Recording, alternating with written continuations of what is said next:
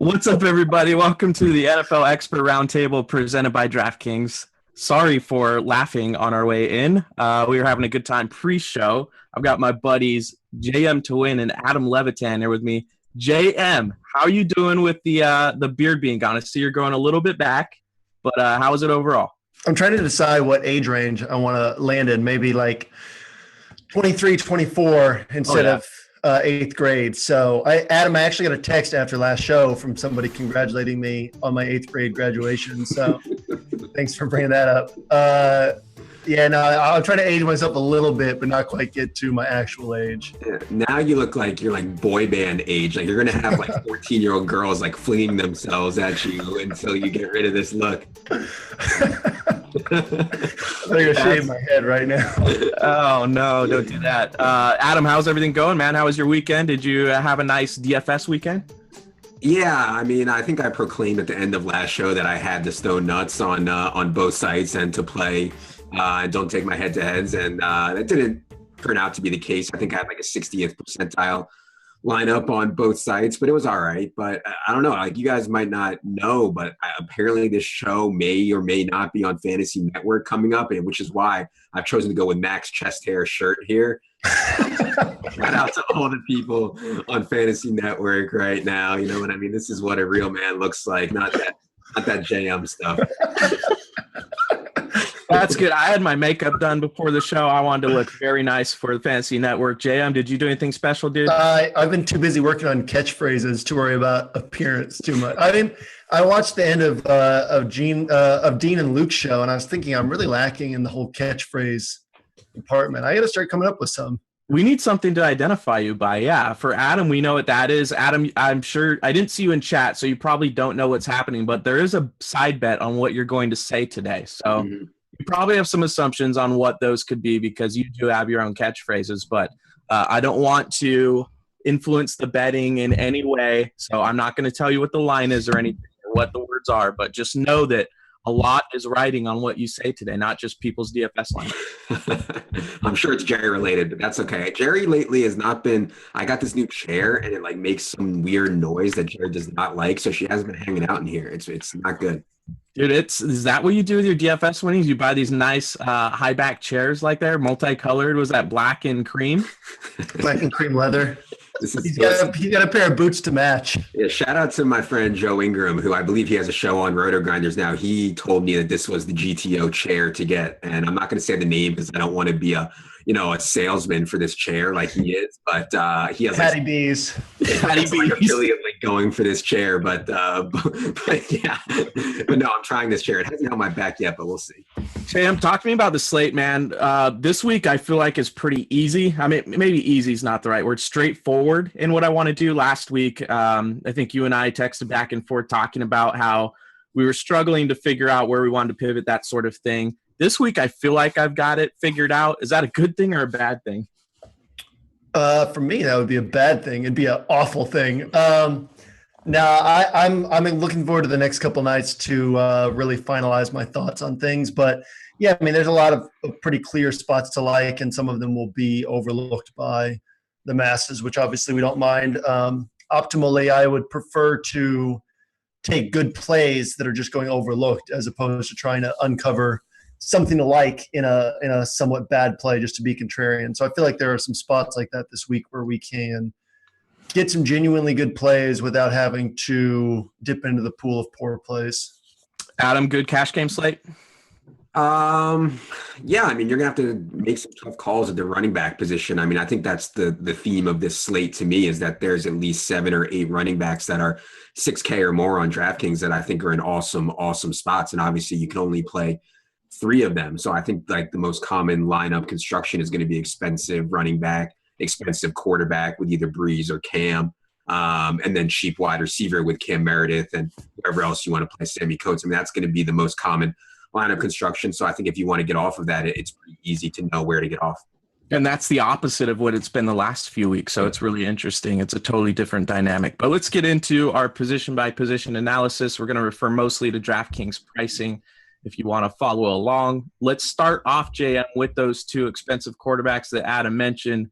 In the same game against each other, Cam Newton, Drew Brees, the highest total of the weekend. should be a shootout. It's in New Orleans, so Drew Brees, everyone likes to use him at home, and then Cam Newton, of course, against that New Orleans secondary should have an easy enough time, right? Do you have a preference on either one of these two guys, or are you looking elsewhere?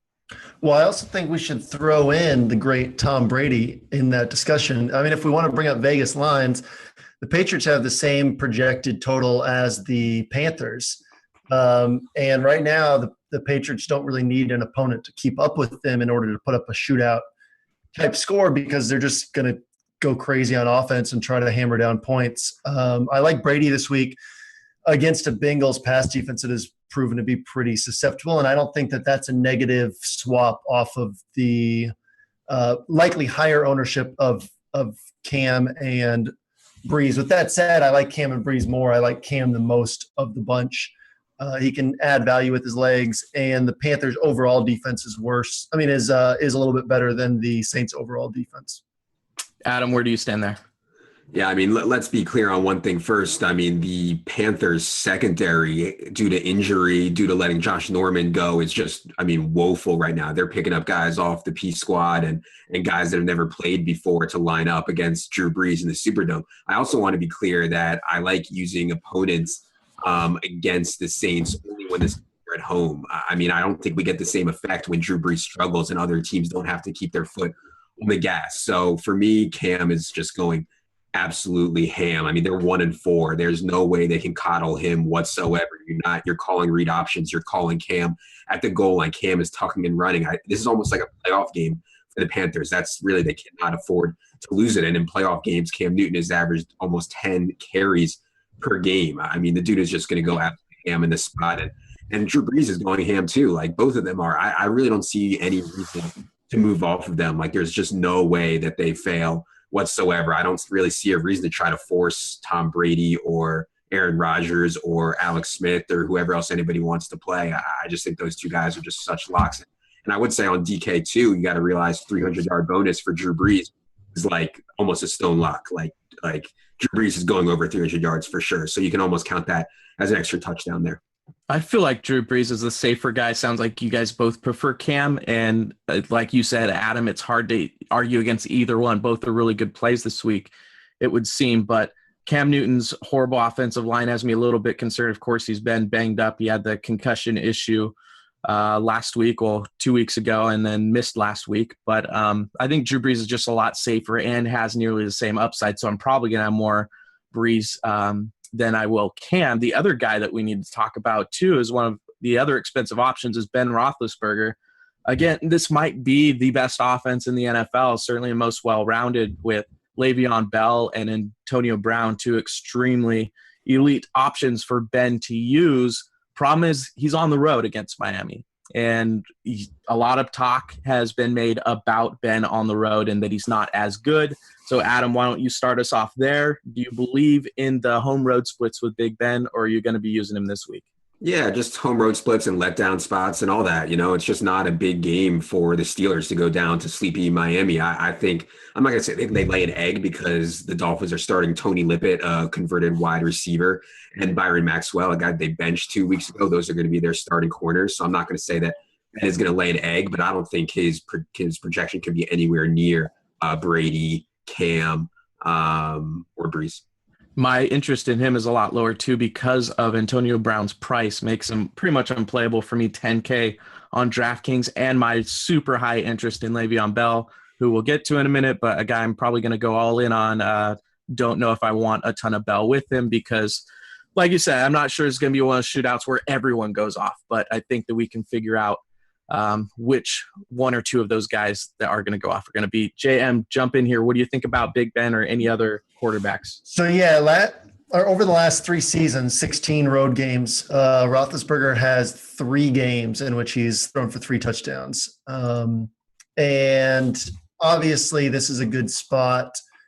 He's gone for 3 touchdowns in, I think, 2 of his last 3 road games, or 2 of his last 3 against Washington to close out last year and against Cleveland this year. But yeah, so those are, like, this is obviously not or Cleveland last year, Washington this year, whatever it was. This is not a worse or better defense than either of those teams. He can obviously put up 300 yards and 3 touchdowns. But over the last few years, that's sort of been his ceiling on the road, and I'm fine fading that. I don't think Roethlisberger's a bad play. Jeff, you brought up an interesting point about how high-priced Antonio Brown is. This is a week where people are either going to have to build suboptimal rosters. There's not a ton of value. They'll either have to build suboptimal rosters to fit in Antonio Brown, or Brown's ownership will be super low. So I do think that, if you side with his ownership will be super low side, it's worth exploring to see if you can build a better overall roster than most others can with value. So that would include taking a value quarterback. I think that's the one way where it makes sense to take a value quarterback. Well, I think the suboptimal thing is the key there. I mean, I think the ownership's probably going to be around 10 to 15%. I'll throw it to Adam in a second to get his feedback on that. But JM, like, what is too low owned? Like, what is the percentage that you're interested in rostering Antonio Brown? Because I do think it is suboptimal. Yeah, for me, it's less about percentage owned and more about overall roster construction. So even if he were going to be 8% owned, but I felt like I was taking too big of risks on some of my value plays, or just taking guys just so they could hit 3X, then I don't want to do that. But if I can get a team of 8 players away from Brown, or 7, not including defense, that I think can all hit 20 points with upside for more, which there were a lot of value plays like that last week. There are fewer this week, but I'll still dig around, because I think if you're able to uncover one, you raise your overall ceiling. So, Adam, what do you think? 10 to 15% for Antonio? Yeah, I think I have him like 13 to 15 right now, but I might have to lower that. I mean, I don't see anybody. Everybody's just flat dismissing him. And it's crazy. I kind of think that because if he was 9,800, I think more on it, because he's 5 figures. People are like, oh, 5 figures. I can't do it. 10K. You know what I mean? Yeah, no, I'm with you. I've been saying that for the last few weeks, though, that I think he's overpriced. But that extra few $100s certainly is going to scare a lot of people away for sure. Let's talk about some other quarterbacks, maybe guys a little bit cheaper. You guys both know that I'm pretty high on Alex Smith this week against Oakland. He's just throwing a ton of passes, not averaging a ton of yards per pass, but I pointed out to you guys that I think that makes it pretty easy to use 2 wide receivers with them on DraftKings, because those PPRs are going to keep racking up. So I really like Alex Smith against this Oakland defense, who hasn't been able to stop anyone. They're pretty bad. And then Tyrod Taylor is actually pretty interesting against San Francisco. Might get some extra plays this week, coming off of probably his best week, I would say. Adam, talk to me about some other quarterbacks, either of those guys, or what do you think? Yeah, I mean, if I'm going low, I think I'm going elsewhere. I think I'm going Marcus Mariota against the Cleveland defense, which, I mean, I don't have the numbers in front of me, but they've been shredded for, top of ceiling games by the likes of Ryan Tannehill, and top of the range games like Ryan Tannehill and Kirk Cousins. And I mean, everybody's just destroying Cleveland, who I think has an expansion caliber defense right now. So Marcus Mariota, I thought, looked really good last week. Accounted for 4 touchdowns, used his legs. Delaney Walker is healthy. I like Mariota. And then Matthew Stafford, I mean, Alex Smith is 5,700 on the road in the division, and Matthew Stafford is 6,100 at home against the Rams team that might again be missing 3 starting offensive linemen. That will be without their franchise player, starting left corner Tremaine Johnson. They're starting Troy Hill at corner in 2015. UDFA, who's already on his 3rd team, he's PFF's number 115 corner. I mean, I don't know why everybody wants to play Alex Smith in bad weather on the road in the division, and nobody wants to play Matthew Stafford. Fair enough. JM, where do you lie with those 2 guys, Alex Smith, Matthew Stafford? I got to be honest, I hadn't really even thought too deeply about Matthew Stafford. I think each week this season, Adams had one play that I didn't really think about much coming into the show that's ended up being an excellent play. So I've been keeping my eye out for that each week. Last week it was Theo Riddick. So maybe it's Matt Stafford this week. But yeah, no, Alex Smith, I kind of talked about that in my game-by-game breakdown this week. Basically, you need the Raiders to be able to put up points. And so that was the main area I focused, is can the Raiders put up points? And I think they can against the Chiefs man coverage corners. Amari Cooper, Michael Crabtree can both beat those guys. Nobody gets pressure on Oakland anyway, and then Kansas City hasn't been getting much pressure. But Derek Carr has the fewest sacks taken in the NFL, averaging 1 sack taken per game. So I think the Raiders' offense can do well. I like Carr this week too as a tournament play. So if the Raiders can do well, yeah, like Alex Smith will be passing. I hate taking a guy who needs 50 pass attempts because they're all 6 yards down the field. But I don't dislike the play. Yeah, I think even the Raiders offensive line grades date back to last year as being some of the best in the league. So I think that that's real too. You know, early in the season, we're trying to figure out what stats are real and which ones are a little bit of noise. And I certainly believe in the Raiders offensive line, and Carr should be able to get the ball down the field without a ton of pressure. Let's talk about one more guy at least. Colin Kaepernick is min price on DraftKings, and I think he's barely above min price on FanDuel. I've been seeing a lot of questions on Twitter and stuff about this. I think this is a horrible matchup for him. He's on the road in Buffalo. I'm not going to be doing it myself, but what's your interest level in Colin Kaepernick, JM? I kind of feel like, okay, so the easy answer is, like, if he has a good game, I'm fine missing out, because I think you can also get good games from safer plays. Even if he puts up 25 points and you can get, you got to pay a little bit more for 25 from someone else, I'm fine with that. I kind of feel like this is like when Mike Pettin finally played Johnny Manziel a few years ago. He was going to lose his job because all the fans were just hateful toward him for not starting Manziel. So he finally was like, fine, I'll show you why I'm not starting him. He put in Manziel, and Manziel didn't know some of the plays. He picked up like 50 yards of offense. Like, players haven't said they want Kaepernick playing. They've said they want Christian Ponder. I don't think – I mean, I think all these reports are for real about Kaepernick not looking good in practice, not being committed to football. So, I could see this just being an atrocious game for him. And if it's a good game, I'm fine missing out on that. Well, they got him to restructure his contract specifically for this, so maybe that had something to do with it too. Adam, any thoughts on Kaepernick or anyone else at the position? Every time I come on here, you guys bring up the San Francisco quarterback. It's probably my fault. Don't even pretend like Kaepernick is playing Gabbert. I mean, he used to be good, right? It's worth talking about. I'm not playing Colin Kaepernick. Let's move on. This is ridiculous. People are asking about him this week. You know that's a thing. I mean, listen, your number one receiver is Jeremy Curley. I mean, what are you going to do in Buffalo after Ralph? I think he's even hurt, too. I mean, I don't get it. Yeah. Torrey Smith, yeah. Well, Torrey Smith will get a boost with Kaepernick throwing, I think. Blaine Gabbert had no chance of getting him. Just quickly from a roster on DK, too, like, he's not that cheap, right? Like, yeah, he's still in minimum, right? He's $5K, but Alex Smith is 57. Mariota is 61. Brock is 54. Tyrod is 53. You know what I mean? Like, he doesn't save you that much. For sure. JM, any other quarterbacks you're ready to move on? No, I'm going to move on. All right. So, Adam, I'm going to start off with you, dude. Talk to me about some of these high-priced running backs that you mentioned. I think I'm going all in on Le'Veon Bell. Is that crazy?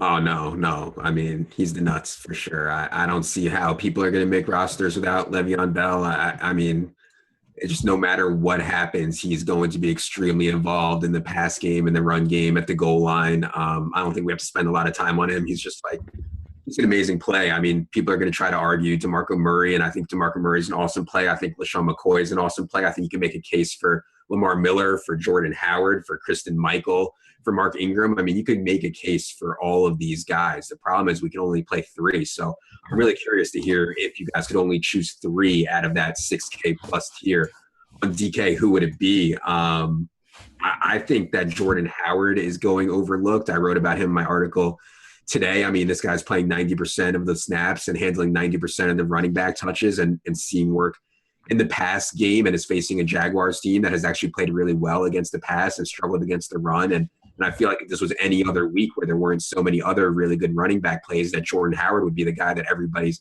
jamming into their lineup. But as it stands now, I think Jordan Howard might only be, 15%, something like that. So, Jam, out of the more expensive running backs, I'll take the chalk here. Bell, McCoy, Murray as my 3 that I'm most interested in. But what about you? You a little more contrarian with your top 3? I'm flexible. I mean, I think Carlos Hyde can be thrown in there too. He's 5,100. He's going to get the ball no matter what, as we've seen from Chip Kelly this year. It's crazy that the pendulum is swung on McCoy, because he was just this guy going severely overlooked every single week. And now, he's, after putting up 20 points every week, he's going to be chalk. Kind of the same thing with DeMarco Murray. With Murray, my one concern about Murray is, how do the Titans view him, right? Is this going to be a Matt Forte situation where all of a sudden he goes down to 17, 18, 20 touches? That's more of a long-term concern for me than this week. But like Le'Veon Bell, we have a long track record of him getting a ridiculous number of touches. And Adam, on to what you said about Howard. I said this week that Howard's usage basically is the same as Le'Veon Bell, and his matchup is better. Obviously, the talent's not as good, but the DVOA matchup is substantially better. And so I like Jordan Howard a lot. I wouldn't mind going Bell and Jordan Howard or Bell and Carlos Hyde and trying to get the same points you can get for those, higher 7K guys. Yeah. Also, Jonathan Stewart has had some big games in New Orleans. We've seen how bad New Orleans is against the run. Jonathan Stewart caught 3 passes against New Orleans last year. I don't think he's an awful play.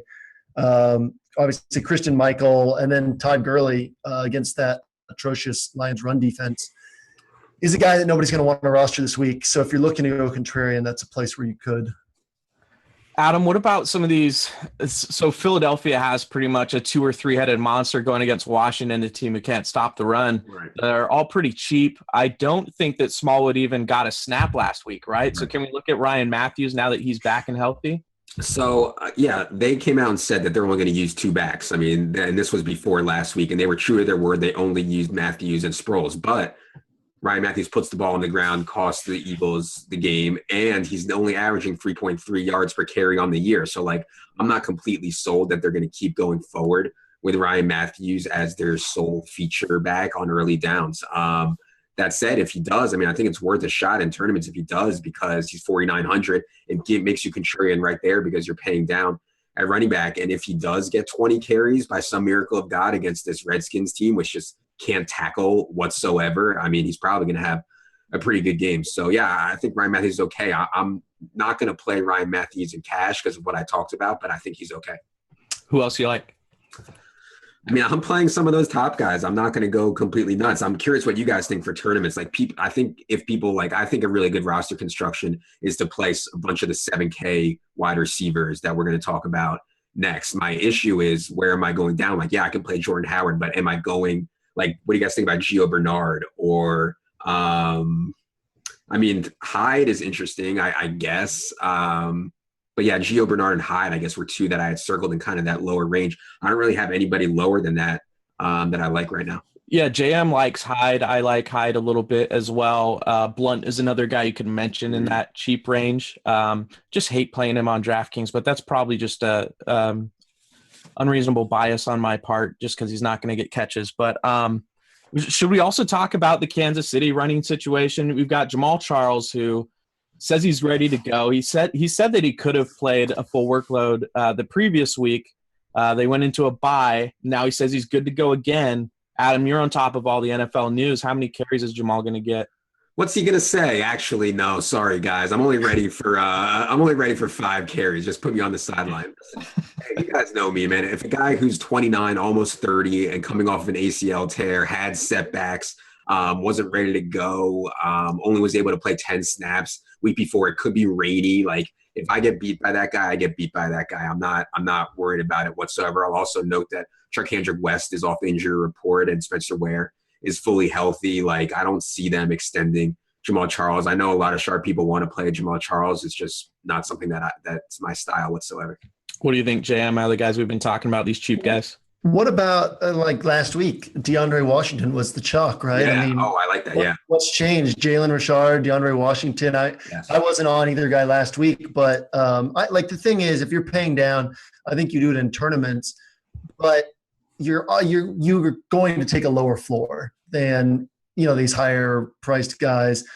But if you can pick a guy who gets you 20 points or better, then you can keep pace with the field and then have much better wide receivers. I don't think you can take a running back that you're hoping to get 3x from, and just get 12 points or something. But if you can get those 20 from somebody, I haven't seen anybody down there that I think can get me that 20. But Jalen Richard looks like they let a 6th grader come onto the field and play running back for them. I don't know what they're like. Yeah, he's 5'8", 110 pounds. I don't know what they're. Apologies to Jalen Richard's family, dude. That was uncalled for, JM. Eddie Lacy fat jokes are okay, but you can't bust on a dude who's barely in the NFL. Hey, no, let's talk about Lacey though. Like Lacey's looked okay, and his matchup's pretty good. Adam, is Lacey worth a look? Yeah, he's been limited in practice each day this week. I mean, he wasn't able to return from that ankle sprain last week, but he was limited in practice every day this weekend. We might have a situation where James Starks doesn't play, and in that case, only P Squad, Don Jackson will probably be up, and they'll use Cobb and Ty Montgomery maybe to spill Lacey. I typically don't like to use guys against Dallas, and we've noticed Green Bay playing way, way, way slower of late, which I think is both weird and something to take note of. So that's a concern to me too. But yeah, I don't know. I'm interested in Richard / DeAndre Washington, though. I thought their usage last week was awesome. They each got 14 touches. DeAndre Washington got 2 carries inside the 10. And while I only came in when you're on the literal 1 yard line, we could see weather in this game, which could create even more runs. So yeah, I'm interested in going back to DeAndre Washington, Richard, and D-Wash after being whatever 20% will be like 2 or 3% this week. I'm interested in that as well. All right, let's move on to wide receiver though. We talked about Antonio Brown's ridiculous price tag, his ownership, and all that kind of stuff already. The chalk is going to be on some of the cheaper guys. We saw Cameron Meredith go off last week. I believe we mentioned him on the show. Adam, I think you were the one who pointed him out. Apologies if it was Jam. 4,100. His price went up a little bit. Sammy Coates, Adam, I saw you tweeting about his health status with his hand. Little bit of concern there, but should play. Talk to me about those guys and who you think the chalk's going to be. Yeah, I mean, can you imagine if somebody like before the season told you that it's going to be week 6 and Cam Meredith is going to be like 35% owned? Like, what would you say to that person? Cam Meredith and Sammy Coates. Yeah, I mean, the thing is, I wouldn't expect Cam Meredith to be that highly owned, except for the fact that all these high-priced running backs are great plays. So people are going to scan down the wide receiver list and be like, "Oh, Cam Meredith is playing great." The problem is, I don't really see much of a reason to get off Cam Meredith specifically on DraftKings. He's just so cheap, and this role in Chicago's offense, the Kevin White wasn't playing well, still got 23 targets across his last 93 snaps, and then they bring in Cam Meredith, and he's had 15 targets on his last 80 snaps. And by the way, he's been on 80 out of 85 snaps since Kevin White went down. So, I mean, I don't know. I'm sure there's a reason to fade Cam Meredith in tournaments. I just can't seem to find it, even if he's going to be 35%. That's probably a really bad take for tournaments, but that's not a bad take. I don't think if the value's there, it reminds me of NBA, right? That's coming up shortly. You get a guy who's just extremely underpriced, is going to have high usage and everything. Sometimes you just can't fade a guy even in tournaments, and you look to differentiate elsewhere. JM, I'm curious your thoughts on Meredith and how much of a must play he is, and then talk to me about some of the other wide receivers. Yeah, I guess a bad game from Meredith would probably be 6 for 60 or something, 6 for 70. So, I mean, 70 yards, I guess, we spit out numbers. 70 yards is still tough to get in the NFL. So, sure, he can get like a 6 for 50. So he's like, even his worst case scenario outside of an injury probably gets him hitting value. Obviously, the upside's there for more. The Jaguars, Adam touched on this earlier, have a really good pass defense this year. They're 7th in DVOA. They're 3rd in yards allowed per pass attempt. But a lot of that, Jalen Ramsey was doing well in the slot early. They've kicked him outside with some injuries. So I don't really know where Ramsey's going to be this week, if they'll move him back into the slot with a healthy secondary, if they'll shadow Alshon Jeffrey. But either way, it seems like he'll be away from Cameron Meredith. And even with the Jaguars' good numbers against the pass overall, they've been susceptible to outside wide receivers. So, yeah, like I looked for reasons to get off Cam Meredith, because when somebody's that obvious, I'm likely to spend my time trying to find a reason to pivot away from them. But it's hard to find something to dislike about the matchup. There's also Tavon Austin priced right below him, who has been getting – 6 to 10 to 12 targets every week. I know Adam's probably about to puke over there with mentions of Tavon Austin, but yeah, against the Lions, against Quandre Diggs in the slot, it's a good spot for him to have a big game. I mean, you if you're going to go up at running back and pay down at wide receiver, you have to look for somewhere to differentiate. So I'm not saying move off of Cam Meredith to Tavon Austin, but I mean, it's a coin flip as to who has more points this week. Maybe 60% chance to Meredith, but Tavon Austin's a good place to look. I mean, I don't know what else cheap that we can look to. Oh, you're missing Christ. I mean, Christ Butler is down there cheap if Dez doesn't play, and I know he had a Christ Butler. I know he had a bad game last week, but that was a tough spot. I mean, Dallas, it was just such horrible game flow. Like Dallas got out to a big lead, and then they just coddled Dak the whole game. They're not going to be able to do that against Aaron Rodgers. We know Sam Shields is out again. I mean, I think Christ is for a bounce back spot, assuming Dez is out. So I like that. I think the two other guys I think we should talk about cheap are Michael Thomas on the Saints and Sammy Coates. I'll start on Coates. I certainly have concerns for a guy who's playing only 60% of the snaps, who struggles to catch the football and had stitches and was wearing a club and just got back in practice today and is still swollen. That said, he has an amazing matchup given the corner situation, which I already mentioned, and he's going to go deep a lot. And like, if he catches one of them and you don't have him, it's just like, I'm going to be really tilted. So he only needs like one long catch at 4,700 to meet value. So, and I thought it was important today to note that Marcus Wheaton was ruled out. I was a little concerned that Wheaton was and Eli Rogers were going to kind of share slot reps, and then Wheaton would share reps outside and be an even bigger concern for Coates' snap count. But with Marcus Wheaton ruled out, it's pretty clear that their 3-wide set is Coates, Eli, and Antonio Brown. That's a little easier fade for me, Sammy Coates. I do think that Will Fuller is really interesting. He's a little more expensive, but we know his big play ability, and he's going to be half as owned as Sammy Coates probably is my guess. So that would be a pivot for me that's really interesting. Doug Baldwin we should talk about against Atlanta should be able to avoid Trufant because he's going to play in the slot a lot, and Trufant doesn't travel there very often. You can look to Allen Robinson at more expensive against the Bears, I think is a pretty good play. JM, who else? Yeah, down at the cheap end, Chris Conley is getting 6 targets plus per game against those big Raiders corners. I mean, if he catches a short pass, they're going to have a tough time tackling him.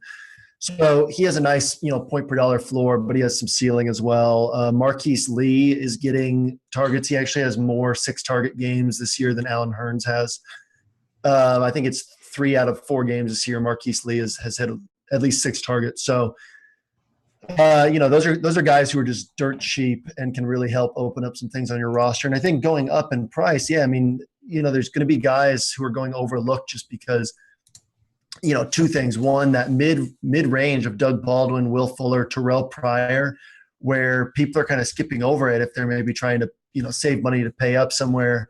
And then a lot of there's a lot of good receivers, higher priced, who most people won't be able to get to because they're just so focused on the value plays and going up at running back. So Amari Cooper against those Chiefs cornerbacks. Jeff, you mentioned Allen Robinson, Kelvin Benjamin. For being in the Superdome against the Saints is going to be lower owned than we would typically see. So I think there's a lot of really good places to pay up, and definitely makes for an interesting week if you can figure out a way to swing that way while everybody else is just strictly going cheap at wide receiver. Did you mention Terrell Pryor because you're interested in him or because he's the same price as those other guys? No, I think he's a good play. I mean, he's had, he's averaging 9 targets per year or per game. The Patriots focused on taking him out last week. He should get 8 or 9 or more targets against the Titans. We all know that Parrish Cox and Jason McCourty are not that good. I talked last week about their coverage scheme suppresses big plays, but they still have those lapses that we've seen. Will Fuller put up 81 yards or over 100 yards, something like that against them. So I think Terrell Pryor is a good play this week. Nice. Adam? Yeah, I want to get JM's take on Michael Thomas and Coates, but I just want to say quickly that, the 7K range is like my favorite GPP lineup construction is to just pick 4 of the 7K receivers. Love Marvin Jones, love Amari Cooper, who I think will see more of Phillip Gaines than he will of Marcus Peters. Love T.Y. Hilton again. Love Allen Robinson. I think you could maybe make a case that this is the week for Alshon Jeffrey to make some kind of comeback, even though I'm not sure I'm going there. But all those 7K guys, I think are awesome plays. And yeah, I'm curious what JM thinks about Coates and Michael Thomas on the Saints. Michael Thomas, I like Thomas. Do we think he'll be low owned? Yes, I do. Okay. Adam? I mean, people just are going to game stack this game. So I can't say low own. Like, people are just going to want exposure. Michael Thomas is the cheapest exposure outside of Fleener to Drew Brees. You know what I mean? Like 5% though, right? Are you thinking they're going to be higher than like 5% own? I don't know. I don't know. So for me, I think we can't predict where the targets are going on the Saints. And it's been 10 years of this now where like there'll be a trend for a couple of games and then everyone's like, oh, this is the number one guy on this team. And then it shifts because it's Drew Brees and Sean Payton. And that's the way things go. So I hate that I can't predict how many targets Michael Thomas will get, but he's super cheap. He's as involved in this offense as Willie Snead and Brandon Cooks.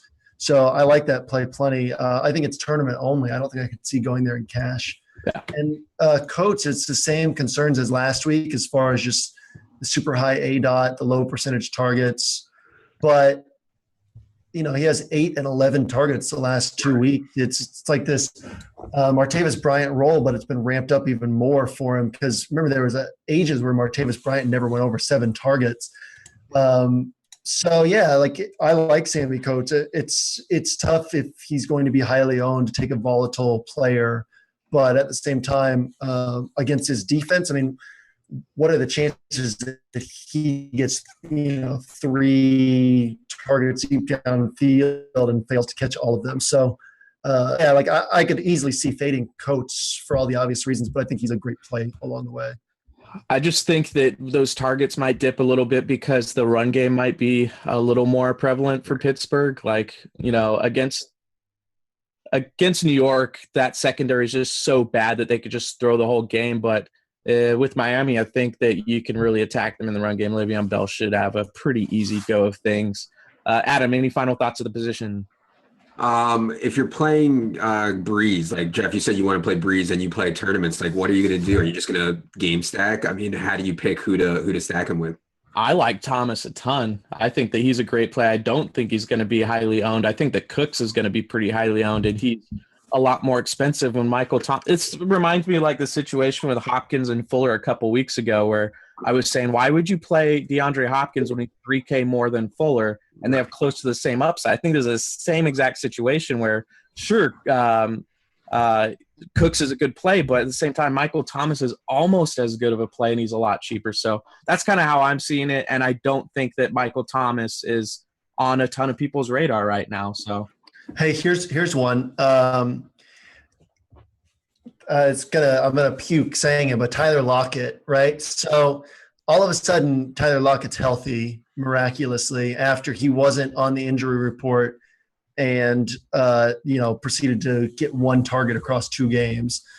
Adam, you think he's healthy? And if so, I mean, the Falcons have allowed 14 touchdown passes this year. Is Lockett usable? Even when he was healthy, he was the 3rd receiver on that team in terms of snaps. I mean, I know he's probably the best talent, but he's going to have to prove it to me before I use him. And yeah, they say he's healthy. I mean, can we really believe them? Yeah, I mean, yeah, Pete Carroll's just ridiculous when it comes to injury stuff. But no, I mean, and I've seen like every weather report I look at for that game is saying 15-mile-an-hour winds, but people keep asking me about the crazy wind and rain. It's Oakland is going to be where the weather is, I think, not Seattle. Yeah, no, people have asked about both games, and like I'm up here in the Pacific Northwest. I know that we've got crazy weather rolling in, but it was like yesterday and it's supposed to be tomorrow, so I hadn't seen anything about that. But yeah, people keep saying Oakland and Seattle, which is why. But yeah, no, if the weather is like I don't think the Seahawks will have to throw more than 35 times, but it's still a team that's given up more passing touchdowns than any other team in football. So I don't mind having a piece of the passing game there. All right, dudes, let's move on to tight ends. We've got Greg Olsen at the top of the list. He's 7K going against that New Orleans Saints secondary. Should be pretty popular. Jimmy Graham is playing out of his mind. I did not see that coming at all. I thought he was pretty much done after his injuries, but he's rejuvenated. He's good. Martellus Bennett coming off of a 3-touchdown day. And then we've got Delaney Walker against Cleveland. I see that being a lot of the chalk, Adam. Mm-hmm. What are you seeing? Is that where you think the chalk's going to be? And so, like, what are the good plays out of those guys? Yeah, I mean, that's where I want to get to. I'm trying to get there. I don't know if I'm going to be able to or not. I think that I wrote about Jimmy Graham today. Absolutely love him. Travis Kelce I think is in a great spot. Delaney, I already mentioned, pairing him with Marcus Mariota, I think makes a ton of sense. If you're going cheap, I think the place you have to look is Kobe Fleener, which I don't really want to do, but he certainly has a huge ceiling in this game. And Charles Clay. I mean, Charles Clay has seen a lot of targets. His snap count should be up considering he's facing San Francisco and he's 2,900. I don't really like rostering Charles Clay. I don't like rostering Kobe Fleener. And I will say the Panthers linebackers are known for coverage and speed, so perhaps Fleener doesn't have has his really low floor. But I don't know. Like, can we get to Graham and Kelsey and Delaney at 5K if we're paying for Le'Veon and LaShawn McCoy and DeMarco Murray and those guys? I think you can, because I am. But so Charles Clay, real quick, let's talk about that, Adam, because with McCoy, we didn't get deep into it, but everyone knows to play running backs against San Francisco right now, right? That was going to be the case this year, even before Navarro Bowman gets hurt. Navarro Bowman gets hurt. Do you think that's a big upgrade to tight ends facing the 49ers now with Bowman not being able to go out in coverage? Yeah, I can't help, but I just think playing so many more plays and having so many more red zone opportunities, like, you know, when teams are bad, like, it's just better for the other. If teams are bad and they play fast, it's obviously better for the other side. So this would be, I don't really play Charles. I don't know if I've ever played Charles Clay. This would be one of the few spots that I would consider it. Sure. JM, hop in here, man. What are you seeing at the position? Yeah, speaking of Charles Clay, so the Bills are near the bottom of the NFL in time of possession as well. The Bills and 49ers have combined to average about 53 minutes of possession per game. So that leaves an extra 7 minutes to be divvied up between both teams, which is a few extra plays on both sides from what they've been seeing. So, like, I could see Tyrod Taylor having to throw maybe a couple extra times, and maybe Charles Clay gets a couple more targets. The difficulty for me is even the expensive tight ends are still cheap. I mean, outside of Greg Olsen, right? Kelsey and Delaney Walker and Jimmy Graham, they're all pretty affordable. If these guys are wide receivers getting the usage they're getting, I mean, Delaney and Jimmy Graham, those are 7,500 wide receivers, you know, guys who can get, you know, have a pretty good projection for 660 and have great upside for going over 100 yards and a touchdown. So it's difficult to go down to Clay and be like, yeah, he can get you 10 to 12 points when these guys can get you 20 plus. I kind of don't mind going tight end in the flex this week because it kind of adds a couple thousand to your budget, so to speak, since really Jimmy Graham and Delaney Walker usage-wise should be priced higher. You can make that argument for Travis Kelce as well. And yeah, I mean, Greg Olsen, I think, is priced about where he should be. So it's harder for me to make the move to go up there when you have to sacrifice so much. But like that's who I have on my list is these guys we've talked about and Martellus Bennett. And I think with Bennett, the thing is, it's the same thing. You know, we were talking pre-show about Hunter Henry. People get scared to take the second tight end, but if the guy's on the field for 80% of the snaps, you know, I don't mind taking his second tight end because he's essentially still a number one tight end. Antonio Gates, just take him behind the tent and shoot him. It's over. You know what I mean? It's over for Antonio Gates, man. Adam, where do we stand on biases from last week? Was Zach Ertz being the highly owned guy that disappointed, and then Martellus Bennett being the guy that scored 3 touchdowns? Like, what's your approach going to be with those guys? Yeah, probably off both. I mean, I'm sure there's game theory reasons to play Zach Ertz. I mean, the Eagles could Carson Wentz could literally target like 8 or 9 guys in this game, and I wouldn't be surprised. So probably off that. And yeah, Martellus, I mean, when I missed the boat on Martellus, it was a bad job by me. I didn't play him. I didn't talk about him at all. But you guys know I'm never going to be a week late to the party. Like, that's just not my style. So I'm off him. JM, who else, man? I mean, we've mentioned a lot of guys here. I don't think that Kobe Fleener has come up. He's 3,500 again in that game that's everyone's expecting to shoot out. Is that a way we can get cheap exposure to the game, or is that a bit of a trap? Man, I can't stand Kobe Fleener. So, like, I would rather pay a little bit more for – I'd rather go down from DeMarco Murray to Jordan Howard and go up from Fleener to Jimmy Graham, you know? Like – I'd rather find a place to save money and pay a little extra at tight end, just because I don't think I can predict when Kobe Fleener will actually exert effort to catch the football and put together a good game as a result. Well, let me ask. You got to pick one between Graham, Kelsey, and Delaney, regardless of the price.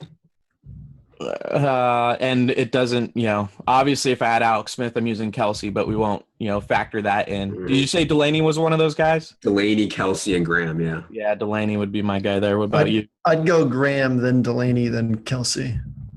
Okay. Yeah, I like Graham. I think I like Graham too, but I mean, it's crazy how his usage has changed. Even before the injury last year, like he was just part of Seattle's pass game, and like I'm scared at some point it's going to go back to that. But he's run a pass route on like 80 out of the Seahawks' last 90 pass plays or something. That's crazy. One more guy I'll ask you about, Adam Uzoma. I believe that's how you say it. Is he worth a look at 2,500? Yeah, a friend of the show, Evan Silva, I think brought Uzoma up to us, and I looked at him. I mean, Tyler Eifert's not going to play. Uzoma is a talented athlete who has kind of emerged from Tyler Kroft there. If they're going to be behind the whole game, I mean, he's 2,500 or something. It's a punt, that's for sure. I don't hate it. I don't know. All right, let's move on to defense, guys. Jam, I'll start with you, man. Who are you seeing as the chalk? So it seems that the Bills are the chalk, right? I don't really have a defense that I love. So Adam, what about you? I want to throw it over to you and let you tell me who I should use at defense this week. Yeah, I think the play for me is the Houston Texans. And I want to attack, and it doesn't make sense really because, or let's say, from the my view, it doesn't make sense because we know Andrew Luck's a good fantasy player. I think he's going to have a fine game. T.Y. Hilton's going to have a fine game, but their offensive line and how the rate they give up sacks and the rate at which Andrew Luck turns the ball over is just such a great thing for opposing defenses. So the Texans are way down at 2,900. I'm fine with that. I'm fine with the Patriots against Andy Dalton. I'm fine with the Bills. I'm fine with the Seahawks. And I'm probably fine with the Titans too, even though I think they're a little overpriced. The Titans I like quite a bit, 3,300 there against Cleveland. They should have a good time. I think there are a couple cheap defenses you can go to, Chicago being one against Jacksonville.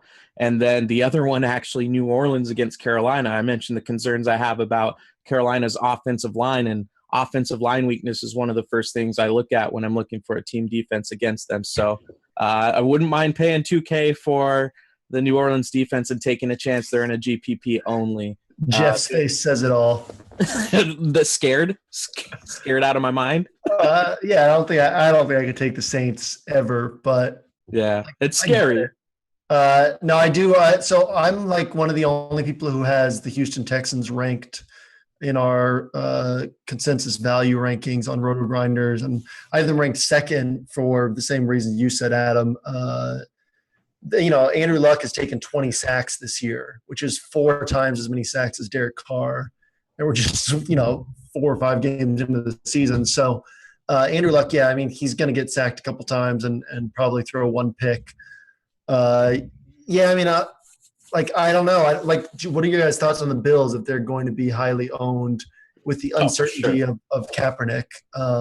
Do you like the Bills at high ownership, or is that an easy fade for you? I mean, they're 3,700. How I don't think people really roster the most expensive defense that heavily anymore, do they? They'll be like 10% though, right? Yeah. I mean, yeah, that's probably about right. Yeah. Yeah. It's not like no defense is really ever going to be super highly owned, it seems like, but around 10%. Yeah. I don't have a problem playing them at that ownership. It's kind of like quarterback we talked about. Like if the ownership is going to be low enough, we don't have to worry about being super contrarian. It's the weeks where everyone's on that defense that maybe a way underpriced defense or the Vikings last week. Yeah, unfortunately, the Vikings were like 25% owned.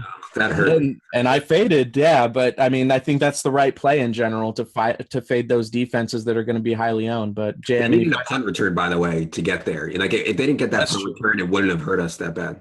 That's true. Jay, and final thoughts of the position before we get into stacks?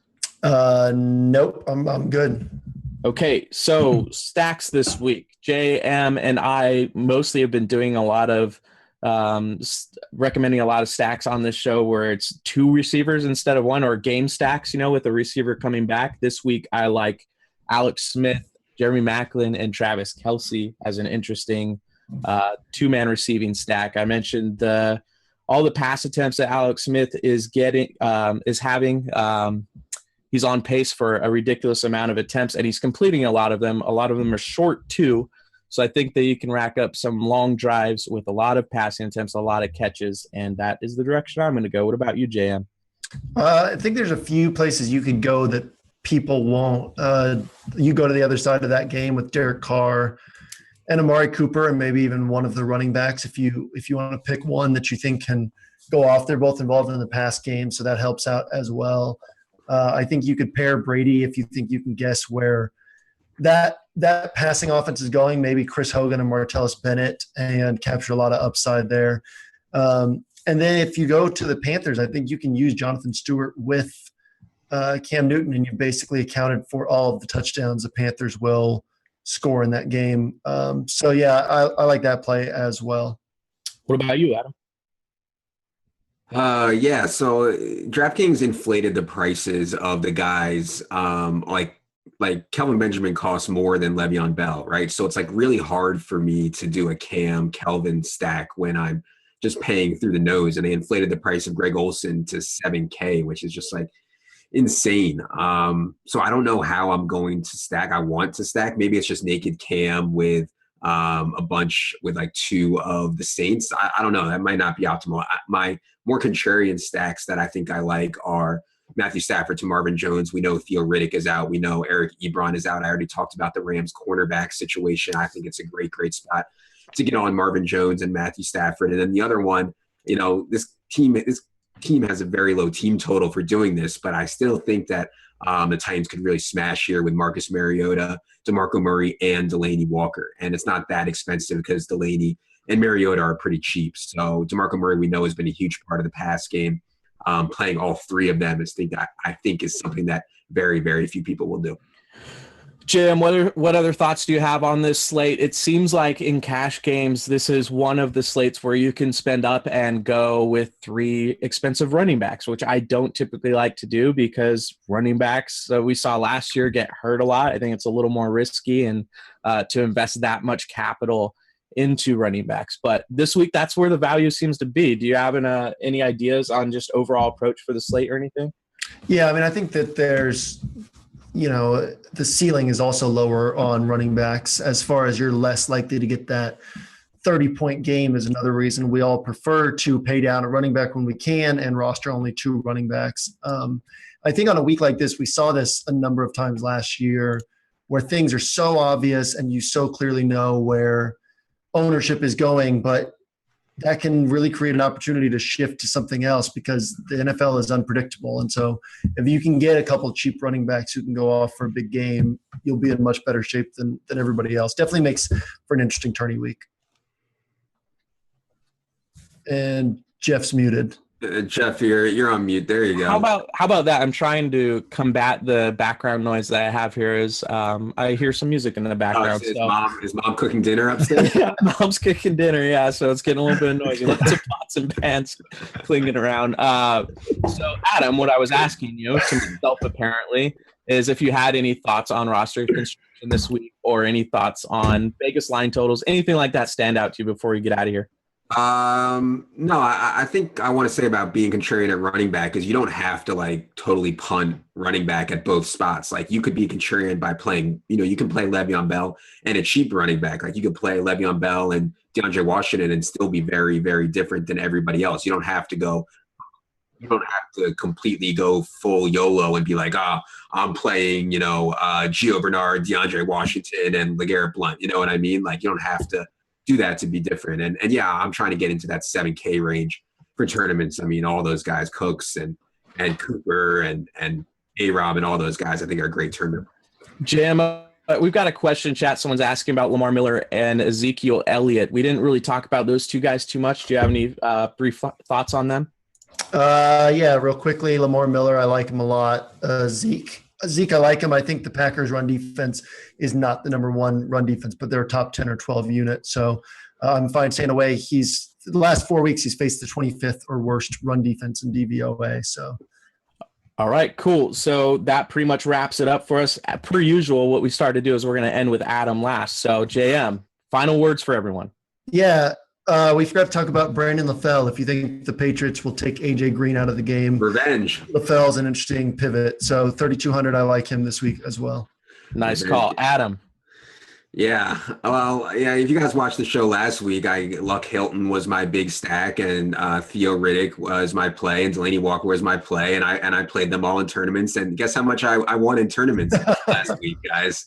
$0 and 0 cents. So You love tournaments. you'll be able to find me playing cash this week as usual. You know what I mean? I'm so sick of this. You cut out for a second, Adam. You good? Yeah, I'm good. We had the producer in the ear. Sorry. No, they heard me express my disdain. Yeah. All right. So that pretty much wraps it up for us, guys. Appreciate everyone in chat for participating, giving us some questions. Everyone listening to this later. We will catch you guys next time.